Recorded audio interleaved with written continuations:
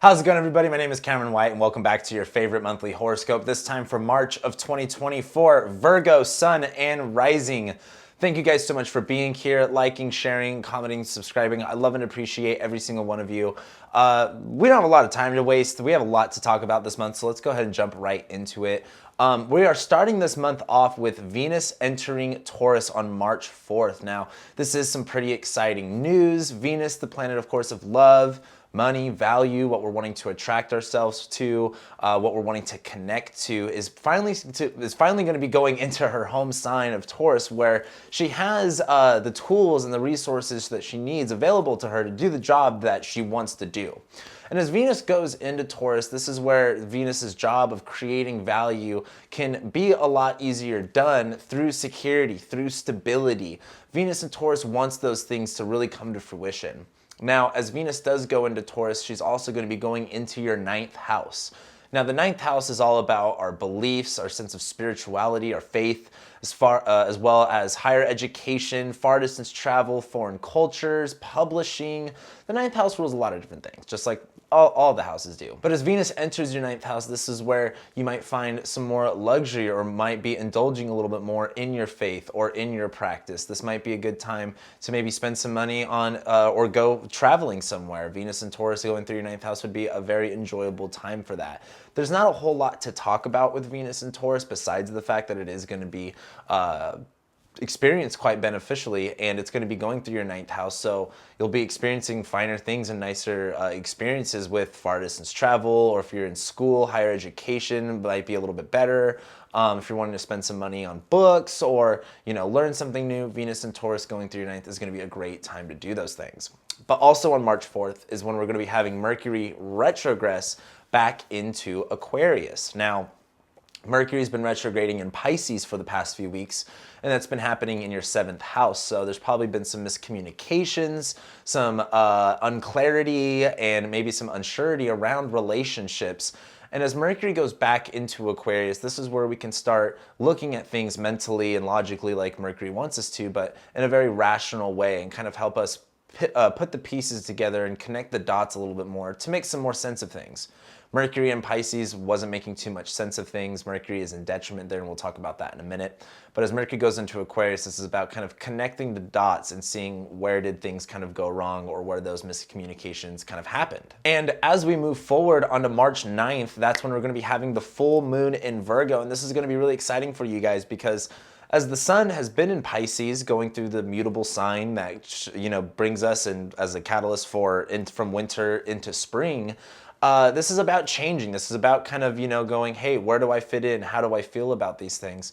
And this is the sun has been transiting your 7th house now of relationships. So the sun's been bringing a lot more awareness of relationships, who you're associating yourself with, who you're connecting to. And this full moon is happening in your 1st house of you, of like literally you, your personality, how you look, your sense of self. And so this full moon is kind of bringing things together with, how do you feel and what are you seeing in relationships, and what does that mean that you've got to do? This full moon in Virgo, as you guys should know, is going to be a good time to write a list, make your to-do list, make your checklist. What do you need to do? What do you need to acknowledge? What do you need to bring up? This full moon, the moon is about our emotions, about our body. And as it goes through your 1st house, this might be bringing up issues around like, hey, where do we need to address, certain emotional parts of yourself? Where do you need to have an emotional checklist? Like, are you feeling this way? Are you feeling this way? X, Y, and Z. Either way, this full moon in Virgo is just going to be a really good time to kind of take a mental checklist and kind of check in with yourself to see how you're doing with everything. But also on March 9th is when we're going to be having Mercury stationed direct, finally. And as it stations direct, this might be where you actually start kind of mending that, and as it stations direct, this is maybe where you're going to start reaching out for communication. Mercury's going to be in your 6th house now of work, routine, things like that. So this might be dealing with problems around communication and kind of going like, hey, if you had this miscommunication with the relationship in your life, these are the steps that you need to take in order to correct that. Mercury going back into your 6th house, stationing direct, you're just going to feel a little bit more clear about what you need to do, what you should be thinking, and how to think of these things. Mercury retrograding in Pisces kind of brought some confusion. Mercury stationing direct in Aquarius is kind of being able to organize the chaos a little bit. But then just a few days later, on March 16th, is when Mercury goes back into Pisces. Now, like I said before, Mercury in Pisces is in detriment, where it doesn't have all of the tools it needs to do its job. Mercury is the messenger. It's trying to deliver a message. And when Mercury's in Pisces, it does not have a pen and paper. It has a highlighter and writes it on its hand, and then it gets all smeared up, and then you're kind of like, well, I don't know what this says, so I kind of just have to go off the top of my head with what I remember it saying. And that can cause miscommunications. That can cause some, frustrations. That can cause some problems. And Mercury's doing that to your 7th house right now of relationships. So it could feel like, whether it's romantic, professional, platonic, casual, it could feel like everyone that you're talking to, it's like they're not making sense, or maybe you're not making sense of it. That's okay. As Mercury is going direct now, it's still going to be going through its shadow phase. So this is kind of about cleaning up, what Mercury retrograde brought us. Mercury retrograding in Pisces is probably a lot more confusing. But now that Mercury's direct, this is kind of about being able to interpret things and kind of going like, hey, now that Mercury's back into Pisces, I know now that things may not make sense. I know now that things might be a little bit confusing. So I'm going to kind of be a little bit more open to newer ideas and newer ways of thinking, newer ways of communicating that might make a little bit more sense for me right now. But as we move forward after that, on March 20th is when we're going to be having the Sun enter Aries. Now, this is pretty positive for the most part because the Sun is going into its sign of exaltation. The Sun really likes to be in Aries. This is where the Sun starts getting hotter and brighter and the days start getting longer. And it represents the equinox, the beginning of spring, the astrological new year. And as the Sun goes into Aries, this is where we're going to feel a little bit more, better about ourselves. Like that's kind of like having the Sun in its home sign of Leo or in its exaltation of Aries, just feel a little bit better about ourselves. Spring is here. We're, starting to feel pretty good. But the Sun is going to be going into your 8th house. And this is where the Sun's going to be lighting things up and bringing kind of some awareness to. And the 8th house rules a lot of different things. The 8th house is about debts, other people's money, what other people own and possess. The 8th house is about insurance, about death. It's about, changes and, what other people have and what you don't see. The 8th house also has to do with transitions and kind of trusting and going through fears and anxieties and changes. It's a hidden house. You don't always see what's going on over there, and you don't always know what other people have in their pocket. That's kind of like the way I like to explain the 8th house. And as the Sun transits your 8th house, this is where you might feel a little bit more funky. Not, like I said, the Sun in Aries, you might feel a little bit like more of yourself, but feel funky in that same manner. I know that's kind of a weird thing to think about, but you probably get what I'm talking about. But as the Sun goes through your 8th house, feel a little bit more funky, feel a little bit more weird, maybe having to address and be very confrontational about a lot of yucky things that might make you feel like you have to be, that you don't want to address or that you don't want to be confrontational about. Sun going through Aries through your 8th house might bring up confrontation regarding, other people's money, obligations that are owed, debts that are owed. So just be aware, but it's not going to be the biggest thing in the world. It's just the Sun ingress. But the big thing that happens right after that is on March 21st, the Saturn.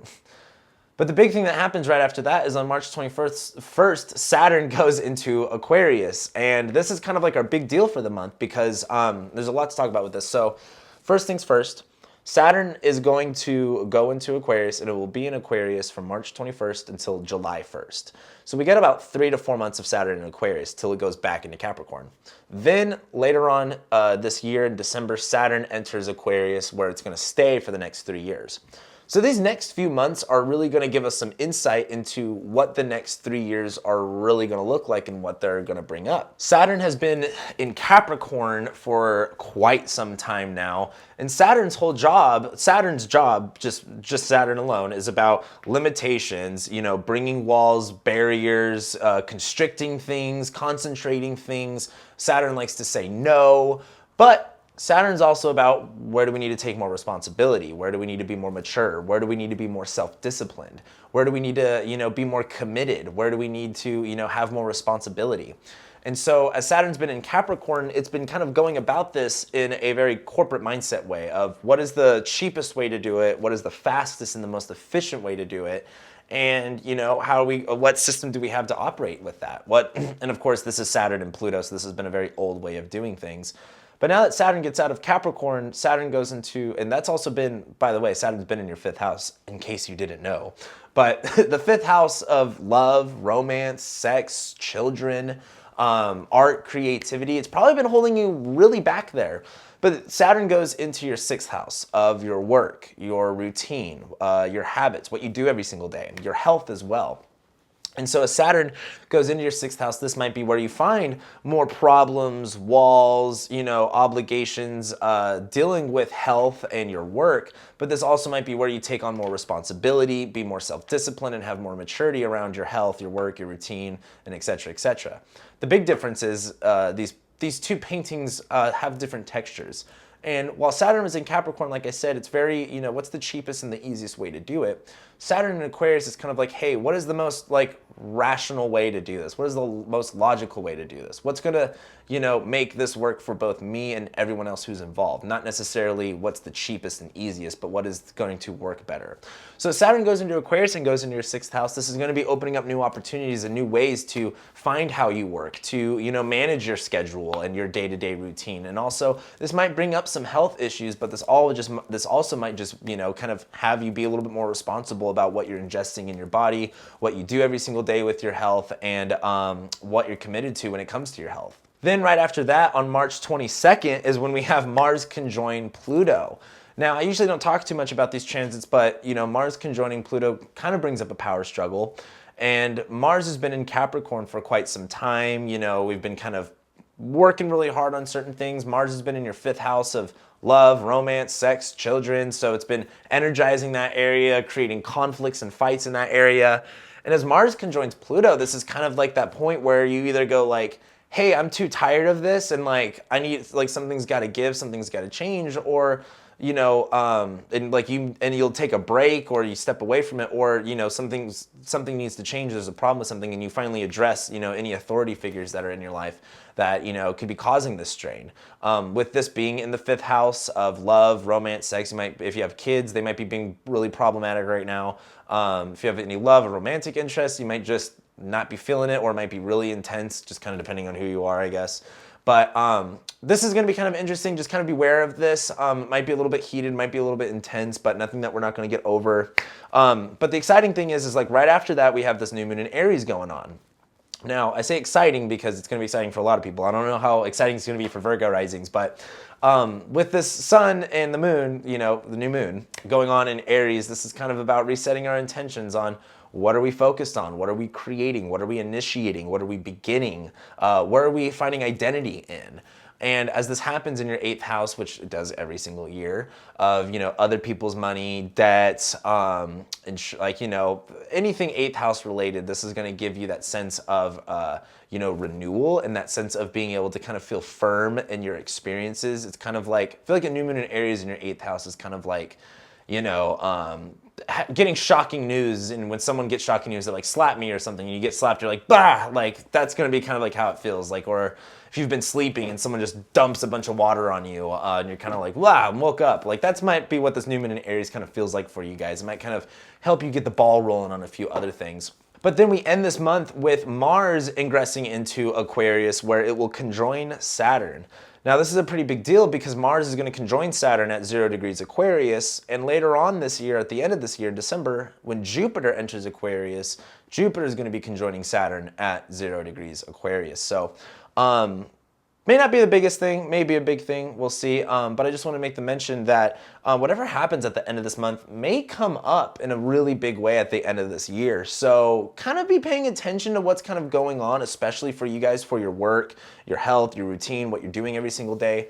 Because as Mars moves from Capricorn into Aquarius, we're kind of going from, what's going to be the cheapest, easiest way to do things, and kind of, being workhorses about it, to Mars going into Aquarius is what's going to be the best way for you to do things? What's going to work better for you? Where can you disconnect yourself and isolate yourself from, or where are you going to connect yourself into?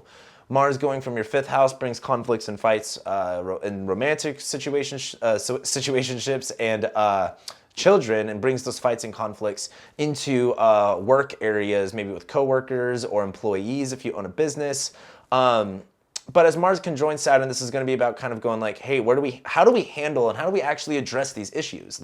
We can't just be, letting them fly around everywhere, but this is about doing something different this time, not just doing the same thing that we've been doing for the past few years, actually implementing change. I know I didn't go over every specific thing that's happening this month in this horoscope. I'm wanting to change these horoscopes to just focusing on the bigger events. Let me know what you guys think about it. As well, if you guys have any personal placements that are going to be affected heavily during this month, during these transits, please let me know in the comments below. I'd love to know what you guys think is going to be happening for you, or any goals that you might have with this month and how you're going to use the astrology for that. So thank you guys for being here, liking, sharing, commenting, subscribing. I love and appreciate every single one of you guys, and I'll be seeing you next month.